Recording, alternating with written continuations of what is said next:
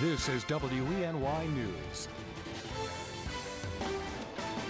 Thanks for clicking on the webcast. I'm Leanne DeRosa. Here's the latest from WENY News and the Star-Gazette.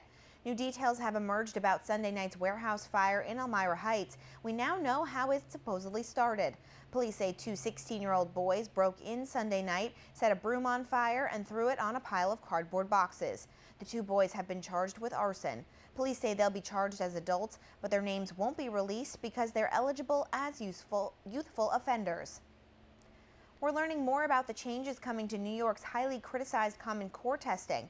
This year's math and English language arts exams for 3rd through 8th graders will be shorter, and there won't be strict time limits.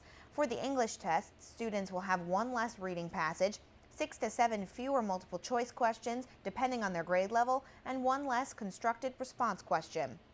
For the math test, students will have 2 fewer multiple choice questions. The changes came from the state education commissioners following criticism from parents and teachers. A newly proposed tax plan in New York could have millionaires seeing a tax increase, while the middle class and low-income workers could get some relief. New York Assembly Speaker Carl Hastie says under the Democratic plan, the current top income tax rate of 8.82% would be applied to anyone making $1 to $5 million a year. Taxpayers would see an average increase of about $33,000. The proposal would also reduce rates for middle-class workers with an average savings of about $50. Hastie says they will unveil the plan today, but it will most likely face significant opposition in the Republican-led state Senate. And once again, mixed martial arts has a fighting chance at becoming a legalized sport in New York State. For the 7th straight year, New York's Republican-controlled Senate has voted to end the state's ban. New York is the only state that still prohibits professional matches, but fighters can still train in the gym or hold amateur fights. A companion bill is headed to the Democratic-controlled Assembly, which hasn't passed the legislation before.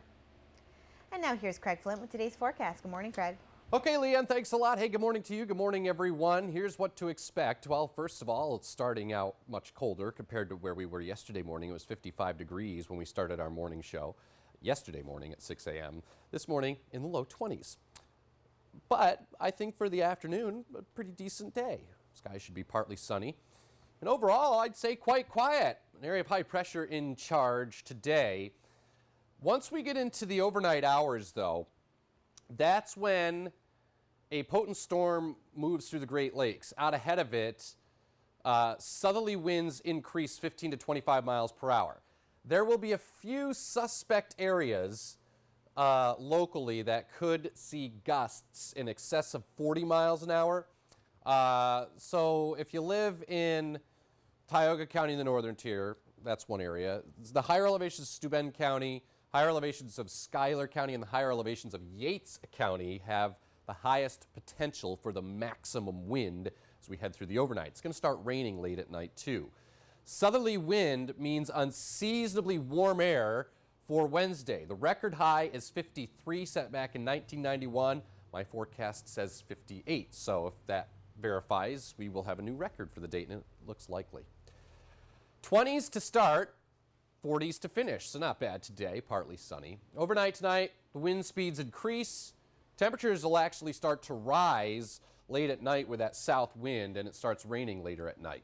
Over the northern tier today, skies should be partly sunny, and temperatures in the 40s for the afternoon, so not bad. Southern tier today, partly sunny skies, a high of 46 in Owego, 45 for Elmira, 46 in Corning, and over the southern Finger Lakes today, partly sunny, temperatures in the mid-40s.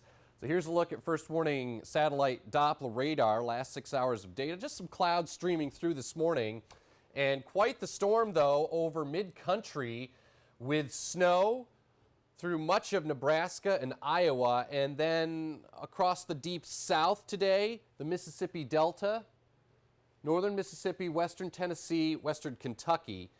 We'll have to watch for the potential for some tornadic thunderstorms, likely a severe weather outbreak across sections of the deep south today.